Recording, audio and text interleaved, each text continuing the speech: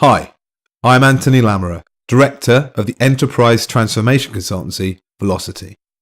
In my last video, I talked to you about how I struggled to deliver consistent project and service success without trading my personal time with family and friends. I was passionate that there had to be a better way, and I discovered that there's a simple approach that rapidly changes the way you engage with your business and which makes all IT, service and project changes faster and more beneficial, turning a painful push into a rewarding pull that delivers real differences to people's working lives. As I explained in the last video, I promised I'd share with you some of the secret techniques that we use in Velocity to start to deliver these same results with our corporate clients, which you can start to use right now within your business to gain exactly the same results. So it's my pleasure to ask my fellow director and co-founder of Velocity, Stuart McDonald, to take you through step by step the approach that we use. Thanks, Anthony. And hello, I'm Stuart. Anthony and I have worked together for over 10 years, and we formed Velocity to help businesses deliver real transformation success through a series of unique techniques we've designed together. I'd like to share one of those techniques that we've field tested with real corporate clients, big and small. So you know what I'm about to tell you isn't just theory, it delivers real results. Maybe like us, you've worked on projects to deliver organizational or technology-driven change, or transformation of your business, or perhaps you've even been a service delivery manager delivering service changes. Maybe you felt you've been left frustrated by the struggle and the hard work required to deliver these successes. But if you're honest, did it really make any real positive impact on people's lives? Even your projects deemed successful by the achievement of vanilla measures like on time and on budget can feel unrewarding at times. Maybe you too have been trying to find the answers to this issue and would like to know how a surprising simple change to the way that you engage your business can result in real success. We've taken what we've learnt and used successfully with our corporate clients to create the secret starting point system. This really helps companies like you to unlock insights and truly transform the success of your engagement and delivery. Whilst I'd love to take you through our entire secret starting point system to maximize the benefit to you and give you the set of techniques that you can start to use today, I'll focus on the first step in the short time that we have. With this, we'll allow you to solve one of the needs we often see in organizations.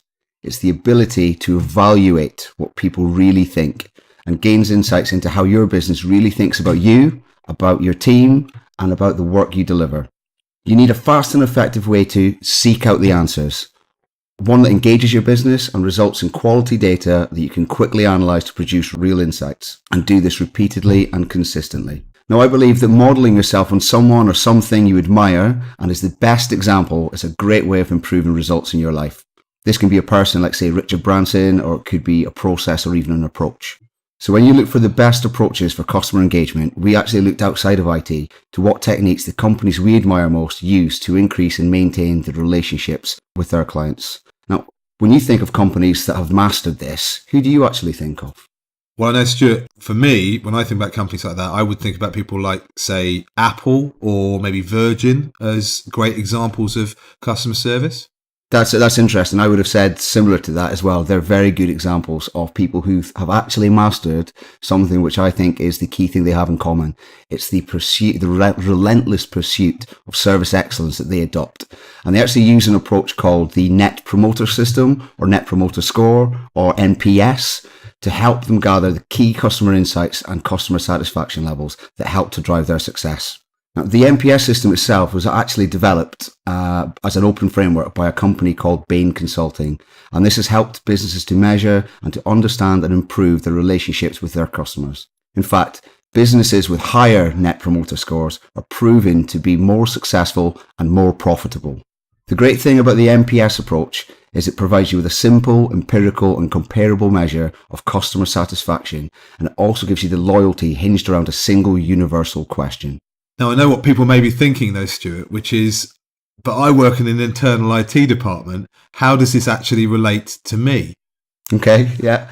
So then what we've done is we've taken the MPS framework and we've actually extended it with our other techniques, and we apply it to our internal relationships, and the insights of which will provide you a concrete plan of improvements to deliver real results quickly for businesses just like yours. We've consistently found that the internal IT customer satisfaction level is actually a critical metric to monitor your effectiveness and the impact on your business. It's actually the bedrock for your delivery success. And in fact, as the Harvard Business Review, through the delivery of the service value chain approach, it's shown that it has a direct link to the financial performance of your business. Now, that's why we've developed the Velocity Pulse model, which we use to create targeted questionnaires that capture structured data to quickly measure the internal satisfaction levels and gather the insights that you need to drive the right improvements with your business. Now, before we begin, if you don't already have one, pause this video now and grab a notepad, a pen, or a computer or tablet to capture notes on the meaning and the approach for each element of Pulse that I'm about to reveal. Okay, so now you're ready. Please write PULSE down the side of a page and let's get started. Now, if you miss out on this first step, it could mean that you may not even get this approach off the ground. If you get this right, you will capture people's interest while ensuring you manage their expectations by being clear on what you will achieve. It's how you position it in people's minds. You're probably wondering, what do you need to position? Well, generally, to get people to invest and take part in an idea, let alone an internal survey, you need to be able to position the value of it. And it's, as with everything in organizations, any company-wide initiative, it's important to secure that top-level support from the executives. I mean, this is vital, isn't it? I mean, this is one of the key things that we always have to start with, which is, making sure this is supported and sponsored by the right level of the organization. Yeah, absolutely. What we always try to do is we aim for the CIO, the CFO, or even the CEO to endorse this and actually send out the survey to demonstrate the importance of it. And what this does, it shows that the business's voice will actually be heard from the top of the organization. Yeah, and the time, I suppose, that the people spend investing in filling out the survey is worthwhile because they know that their views and what they come back with is going to be important and be listened to by the senior management of the business. And that's a nice link there, because the next group you need to understand how you position it to is actually your internal customers. And the one thing you need to do is you need to be clear on why it's important to them. That's actually very important. When you position it to your executive level, you need to be able to articulate that as well. So it's very important. Now, before you actually go into positioning it, you need to establish a number of things. Who your target audience is, what you want to learn from this exercise, what the key services are that you need insights into, and why are they important to you and your business. Now, a key trick that we always use in positioning it comes from two angles. The first one is position the benefits of doing it, i.e. what can you expect to learn or achieve. And secondly, position the disbenefits of not doing it, i.e. what will you be missing out on if you don't do this. Now, clearly one is just the opposite of the other. However, this is a powerful way to influence different personality types. You need to position it for different people in your organization. You see, some people move towards the positive, while others move away from the negative. So make sure that you cover both and capture the pessimists and the optimists amongst us to make sure you get a compelling case. Yeah, I mean, this is actually really interesting. I've got a young daughter and I use this very same technique, which is based on NLP, neuro-linguistic programming, to kind of work out how to really motivate her. And it's an example of her tidying her room is I can either tell her that she has to tidy her room because it's going to get messy, or I can position it in a positive way and say that if she tidies it quickly, it will give her more time to spend playing or watching TV. And I've noticed a real difference in being able to use both the positive and the negative to help influence and motivate people. And we use exactly those same techniques with this survey, I suppose. I really like that. I like that. So that's nice. So I'm going to say, so when positioning your survey, always try and position the pleasure and the pain to appeal to both halves of the person. The power of this is you will avoid having your idea rejected and secure the vital buy-in from your executives, and will encourage a greater response from your internal customers. So you've secured your buy-in through expert positioning of your survey, and now need to grasp the next step in the Pulse model. Or you may find you actually confuse people with your questions, which is likely to increase the abandon rate, skew the results, and limit the positive impact you can make. If you get this step right, you will relate to people and gather those great insights.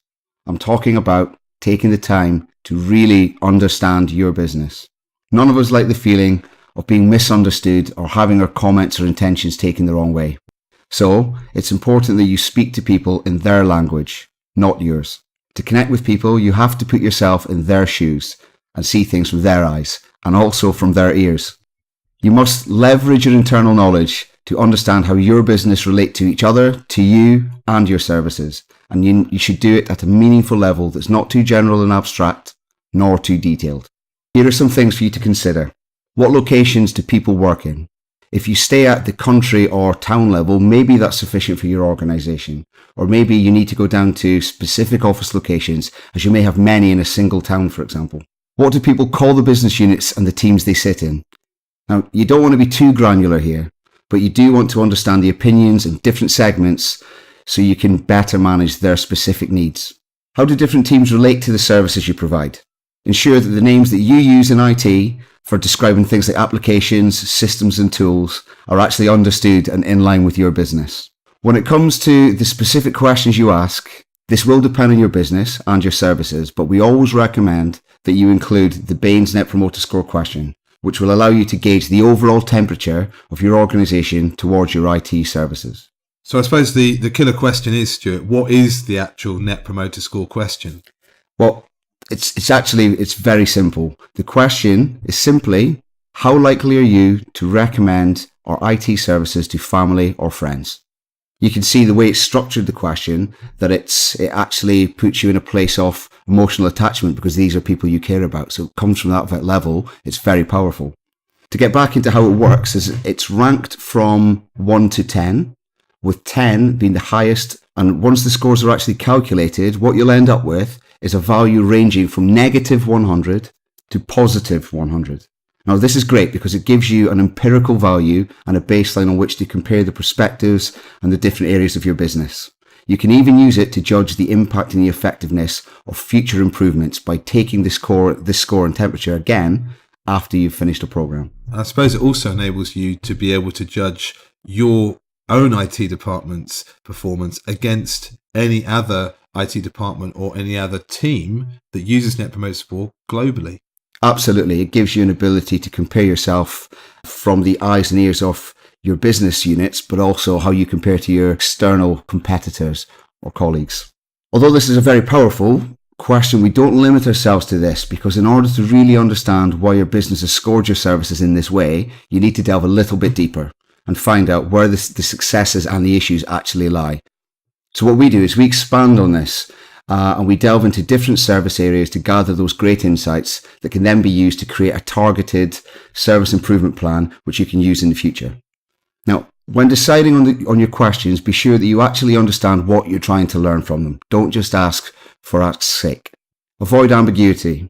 Describe things in simple and meaningful ways, especially in subjects like IT that is peppered with acronyms and terminology, and it sounds so complex to those outside of IT, it can feel a little bit alien and confusing. So avoid this where possible. Remembering this short quote may help. Jargon is the weed in the garden of language.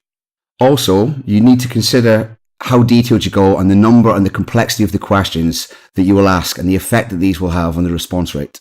Try and make them as straightforward as possible. You also want to create sensible question categories so that people can focus on one topic at a time, as it will feel more logical and it will be quicker for people to answer. Consider how you also capture the responses to each of the questions you ask so that you can quickly get the insights that you're looking for.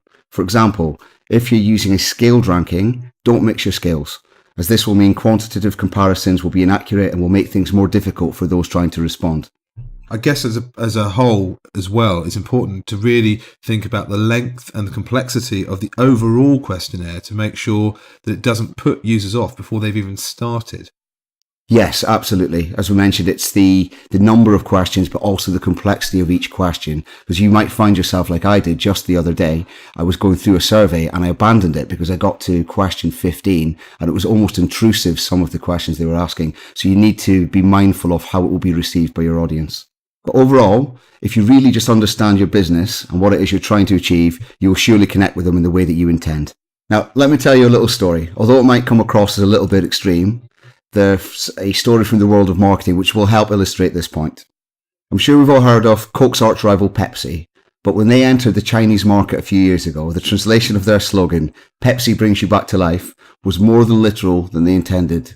In Chinese, the slogan meant, Pepsi brings your ancestors back from the grave. Yeah, I suppose that's just a great example of, whilst light-hearted, the fact that you really must concentrate on understanding your audience and speaking to them in their own language and in a language that they'll understand. Yeah, it's looking back, it's highly amusing, but what can we learn from this? So you want to avoid alienating or confusing your audience by using ambiguous questions and meaningless technical jargon that will leave your audience out in the cold, and actually invest some time in what you say and how you say it, as this will really pay dividends in the results that you get. So now you understand how to ask questions in a meaningful way for your business, you need to structure the next step correctly, or the effort you went to getting this far will sadly probably be wasted. If you do make an impact in this next step, you will avoid those low response rates by encouraging people to actually take the time to respond and provide you those rich insights. I'm talking about how you launch your survey. Why do you think companies spend billions on how they market their products and services? When launching your survey, you don't need billions, but you do need to consider it from a number of perspectives. One important task is selecting the right survey tool for the job. And with so many in the market, this can be a tough decision. Now, we don't have time to go through an extensive review here, but I thought it might be useful to share with you some of the features you may want to consider and how we chose our tool. The available tools range from simple things like Google Forms to tools that everyone has heard of, like SurveyMonkey, to the more complex, like Client Heartbeat. Most of the tools have a free version, but generally these have limited number of users or limited surveys, and they have limited functionality in our experience. But most of all, most of them don't actually allow you the ability to export the data, which is really limiting because that's the most important thing we're after here. So we had to look at paid for versions, as they generally have a lot more really useful functionality with features like the ability to export the data and reports. There's lots of different questioning types. They have logic questions built in there, as well as the standard scaling questions. They're great at data visualization. Some of the more advanced tools, if you buy the pro versions, for example, they even do text analysis around the free form text.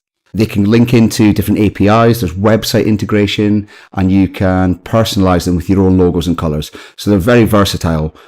Tools like SurveyMonkey, FormStack, and Client Heartbeat, they all have these sorts of features that we've just described, and they're really easy to create surveys.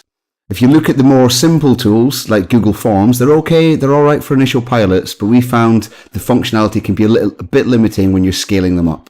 Some of the tools like Client Heartbeat are far more tailored and advanced, and you embed them into things like your website, and quite frankly, they're a lot of money, up to $500 per month. We used SurveyMonkey extensively for the first 2 years we were developing our Velocity Pulse model, and it's a great tool. It costs around £800 for the Platinum Unlimited version, and it's a great back end, some nice big data visualizations, but we've just recently changed the product to an amazing new one that's out there, and I'll explain why. We use Typeform because it comes with a modern and fresh interface, and that really works across multiple devices. But most importantly, unlike other tools, you can quickly create beautifully designed surveys with icons and images that bring it to life, instead of lots of just text and names. Now, as you can imagine, this is really powerful. It's a slick user experience, and what you can do, as you've probably guessed, is you can drive up the response rate by using a tool such as this. How can you use the pictures then, Stuart? What sort of things does it enable you to do within the surveys? So it enables you to use icons and images to represent departments, or even happy or sad faces, or to represent tools. And what it does is it makes it a much more enjoyable experience when you're filling out surveys. So Typeform is currently developing their back-end data analysis capability, which is coming out soon, and it looks great. But if I'm honest, even with SurveyMonkey, we used to export the data and manipulate it in Excel, which gives much greater flexibility when cutting and analyzing the data.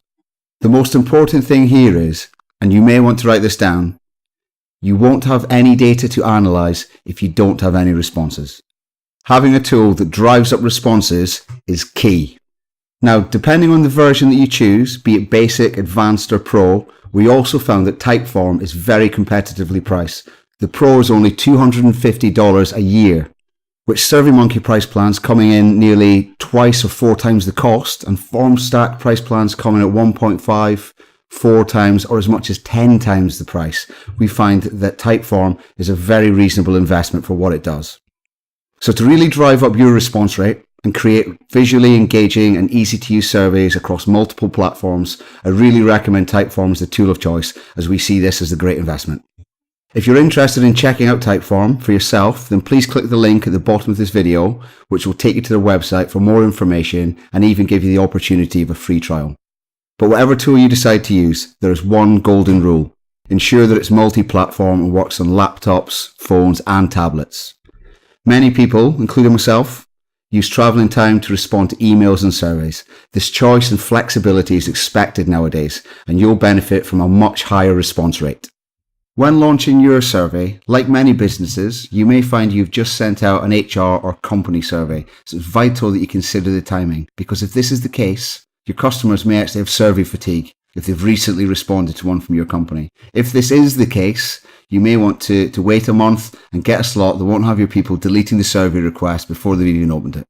So now you have the right tool and the right time, you need to promote its launch. Remember in the first step, you worked out the benefits and the disbenefits from the different perspectives? Well, these are actually great for shaping the message that you use when communicating to your business. You need to explain what it is you need and why it's important to you, and most importantly, why it's important to them. Ensure they understand that their opinion is valued and will make a difference. You should paint the picture of how easy it is to respond on a computer, a tablet, or a mobile while on the move, and tell them how much time they need to invest. Example, a simple statement like a few minutes of your time to answer a simple survey. And also tell them how long the survey response window will remain open for. Now, we usually recommend no more than a week or two.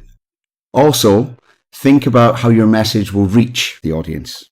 The usual methods include email, posters, adverts and staff magazines, messages or dedicated pages on company intranets, your company social media threads like Yammer or blogs, and sometimes we've even used desktop images to promote campaigns, which, if you're lucky enough to have friendly internal customer comms or brands team, this can give your survey even much more presence.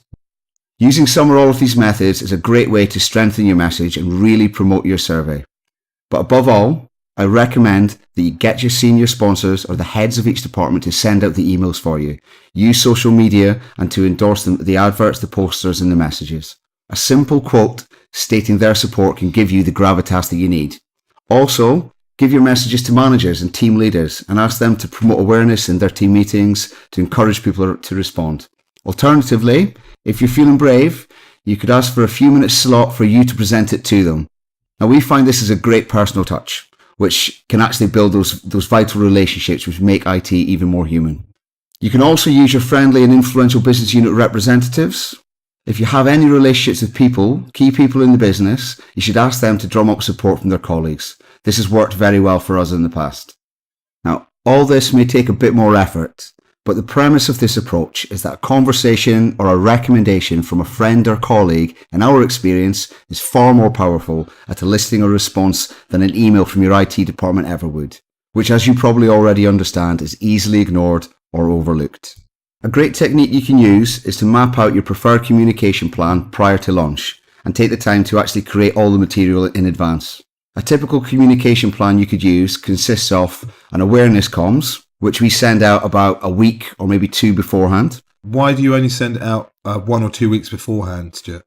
You don't want to be any further out than that because people might take an interest on it and then forget all about it by the time you get it to. So it needs to be within a timescale that remains current, but not too close, because then you miss people that might have been off for a week or two. Once you've done that, you also need to have communications on the day of launch. Now, this can be a number of communications at once, which is emails, team meeting updates. You can use social media and even internet banners or the desktop image that we spoke about. During the response period, you need to have an ongoing promotion. You need to be able to giving updates. Things like daily friendly social media messages can really help keep it current, but it doesn't feel too intrusive. One thing that I'd suggest limiting is the amount of email, but those shorter daily messages from social media can actually be really good. One very useful technique that we use is to gamify it. What do we mean by gamify it? Well, it's a very powerful technique that we make it fun, we make it interactive, and we create things like league tables. So you can show throughout the response period who has the biggest voice, which department is responding the most to your survey. What we do is we find that this is great at actually driving up those response rates because you get the sort of reaction you want from people because it creates a bit of internal competition. Finally, what you need is a reminder on the day the survey is going to be closed. It's a final call to action. You can do this most around the platforms which are most easily adapted, things like intranet banners, email and social media. But you can also reach out to those friendly business unit representatives again and ask them to do a final push to their colleagues. Now remember, language should be simple English, written in a way that they can relate to. If you're putting your messages into physical print like magazines and posters, you need to be 100% confident on any dates and timescales. To buy you flexibility, one tip that we always use is to avoid those embarrassing last-minute slippages by actually being a little vague when it comes to your timings. Saying things like in the first quarter or a summer survey, or just leave specific dates out. Tell them it's coming soon and to look out for an update on email, social media, as this avoids confusion, wasted effort and any money that you've actually put into print, and it really works. And don't forget your manners. Remember to thank people for taking part and remind them of why you value their opinion and their insights. If you're using an online tool, you can track the response rate, and what you can always extend the response period and increase your promotion efforts if you feel that your response rate is looking like it's going to be very low. If you look at the effect using multiple platforms and the reach of social media has had when launching products or services, you can see how powerful it is. You just need to look at something like politics, which in the past has had difficulty engaging hard to reach groups like the youth. But social media in particular has really had a profound effect at keeping the topic or product current in their mind. It's supported with social proof, and that can translate into more votes or even more purchases. Or more responses, I suppose. Absolutely. So that's the key point. Exactly that. If you use these tools to your advantage, it keeps it right. It gets people talking, it keeps it current, and it encourages them to actually respond because their peers are doing so. The point of this is you don't want to waste this opportunity. You've spent a lot of time and effort getting this far to discover what your business really thinks. And don't be timid. Really promote your efforts and be bold.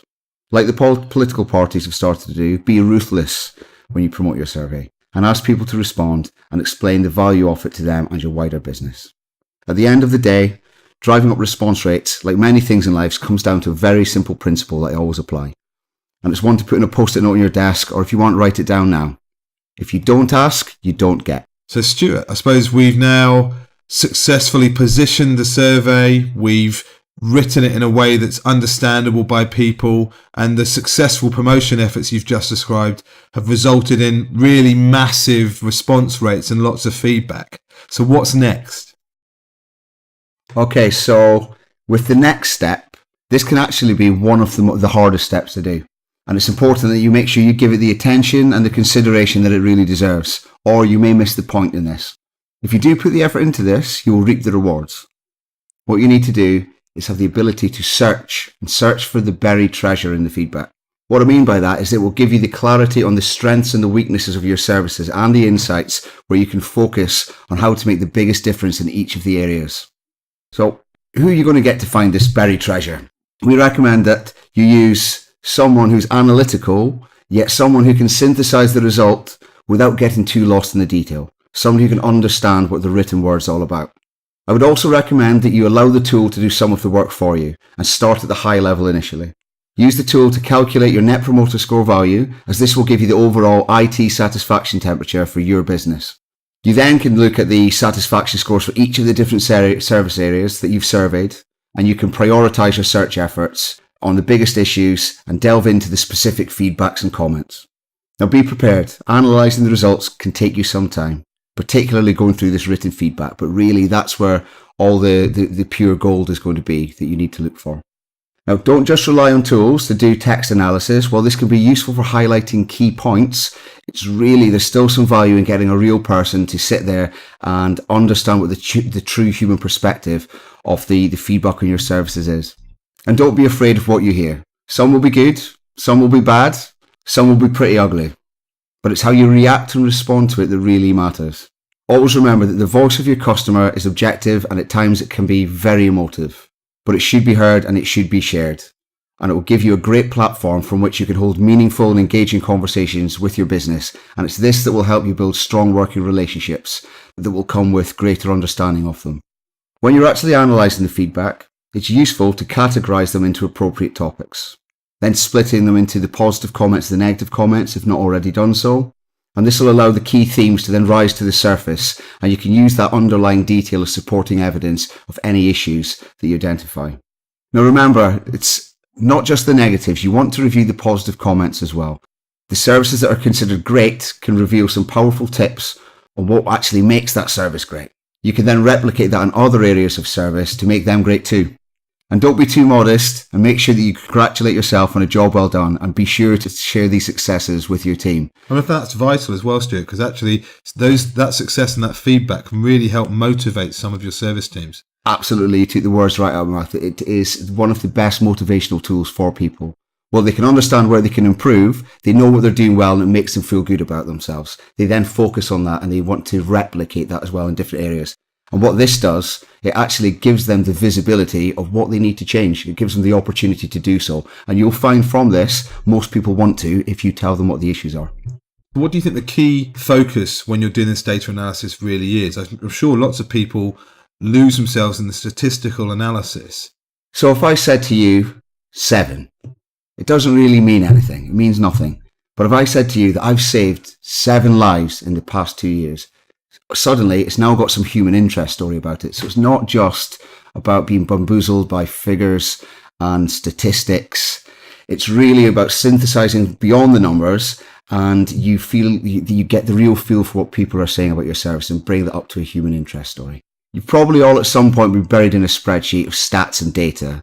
So it's important that you get past the process of churning and don't get bogged down and avoid analysis paralysis. It's worth remembering that the devil is in the detail. Learn to see the big picture and understand the human element. So now you've searched through the results and you've discovered those insights. You need now to effectively connect with people. If you don't do this, you will fail to make a difference with this approach. If you can master this next step, you will engage people. You will focus on the things that matter most to your business, and you will enable you to change the perceptions of your services in their mind's eye. And it's a powerful way to call people to action. It's the ability to effectively explain the survey results. That's right, you have to explain them to people. Now, you've asked them to give up their time and comment on your services, and it's only fair that you share what you found. I know that I'd be interested in what other people think of the services. And remember, explain it in simple terms. Always in a language they understand. Avoid technical jargon and acronyms, and explain it at a level that is meaningful and easily grasped. To help with this, try using a neuro-linguistic programming technique called chunking. Now, this is great for finding the right level at which to position subjects. And it sounds a bit weird. What do I mean by chunking? Well, you can chunk up or you can chunk down. Chunking down means that you get to a lower level of detail. Chunking up means you raise the subject to a higher level of abstraction. To bring this to life for you, an example would be, at which level do you pitch the insights that you've gained? To turn around and say to your audience that there's an issue with the EUC service, the end user computing service, is that the right level?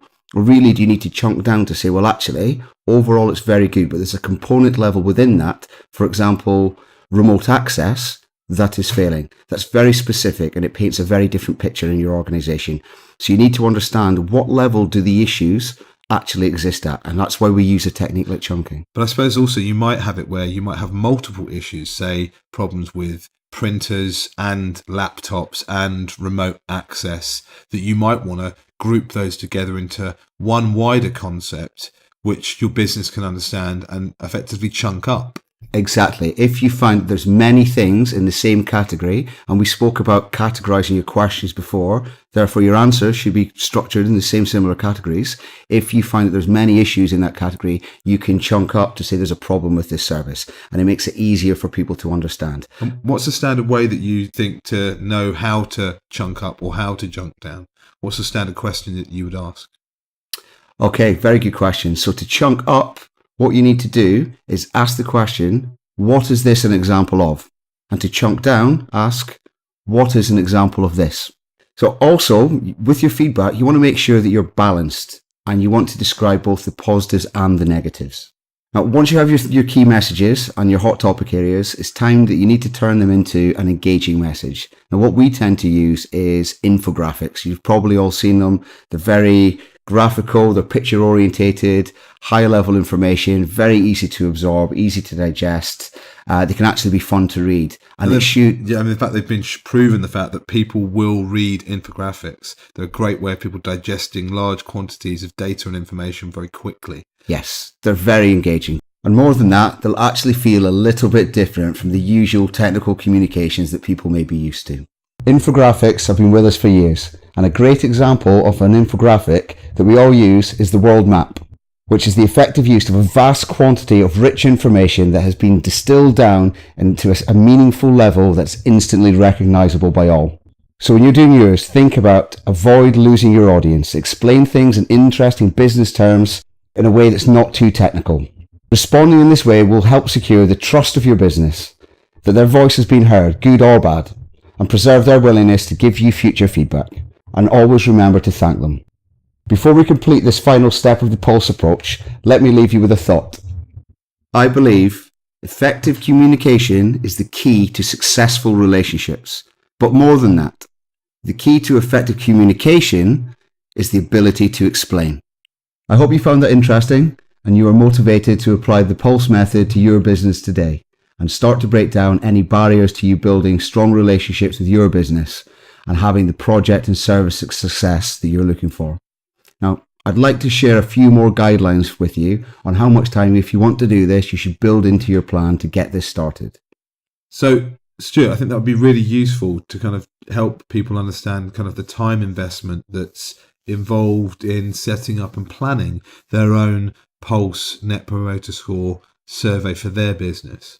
So where would they need to start? Okay, well, if I share some guidelines with you around the time I think it takes for each of these areas, starting with positioning the survey, when you get the right messages, you need to position them in the minds of your stakeholders. Remember, that's your executive group and your colleagues. So that might also include developing the business case and the plan for the whole program.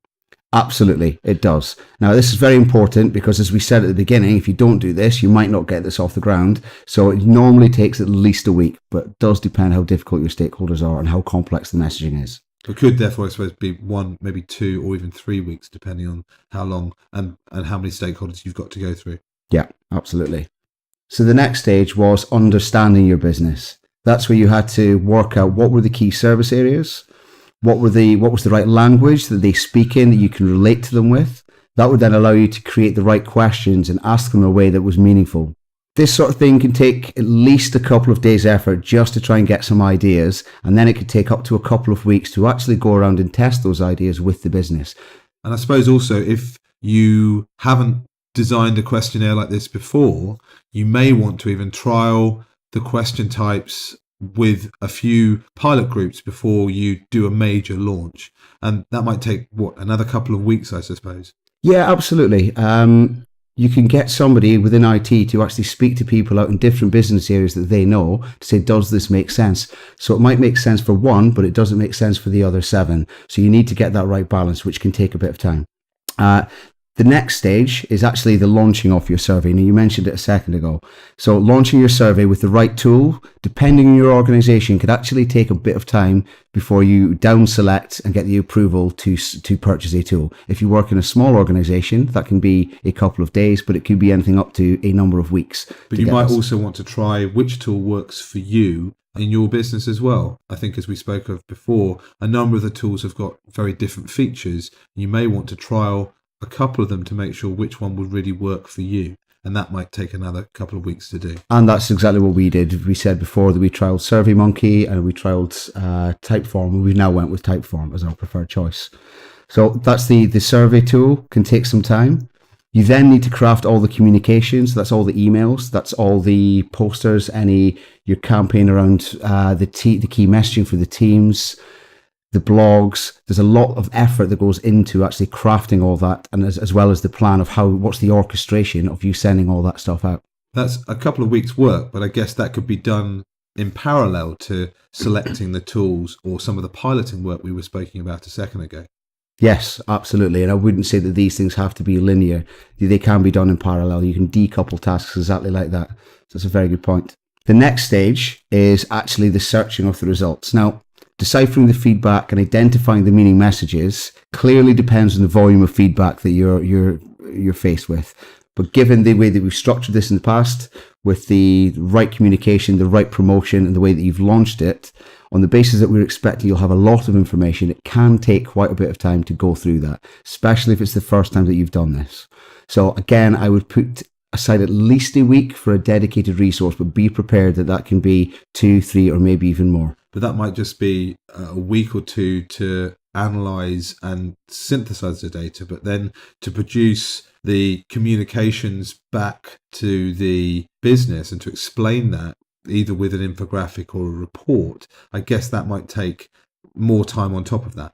Yes, so that's literally just getting what the key messages are. You then need to explain it in a meaningful way and at the right level. And again, we said that we'd apply things like the NLP chunking techniques to find out what that is. Then you need to turn that into an engaging infographic. And again, the layout, the design, the word that you use for the message can all take a bit of time, and it can be difficult. So I would put aside for the explain piece at least a week, if not 2 weeks, to do that. Now, I don't need to tell you by this stage that the value of this investment will quickly allow you to understand your business, what your business really thinks about your IT services and you, and provide a baseline from which to measure future improvements. It will allow you to celebrate the service successes and recognize the service pain points that you need to address. You will be able to identify which areas to focus your precious time and effort on to make real differences in people's lives. And you can use this as a platform to connect with your business and work together to deliver rewarding projects, because this gives you a basis to go and speak to them about something of interest that they've told you. Could you give me an example, Stuart, of maybe one of our clients where we've used this approach to really move the dial on customer satisfaction and how it's had a major impact on our clients' IT performance? Yes, Gatwick Airport is the one that springs to mind. In only 18 months, we were able to change the NPS score from a staggering -95 to an amazing +35. And we did this using the Pulse approach to redefine the business relationship and create a platform of targeted change that the business really loved. Thanks, Stuart. Now, I hope you found this video really valuable as a resource to enable you to start planning your own Pulse survey within your business today. As always, share your successes at Velocity Talks, #Pulse Racing. Now, as I promised, to help you even more, you can click on the link below and download our ebook, Profit Through Internal Satisfaction, which will give you key insights into not only how to calculate your Net Promoter Score temperature, but also use this to drive real value with your business. Now, before I go, I'd like to give you a unique opportunity which I think you'll love. If you found this video interesting, sign up right now below for our third video where I'll explain everything. You won't want to miss out.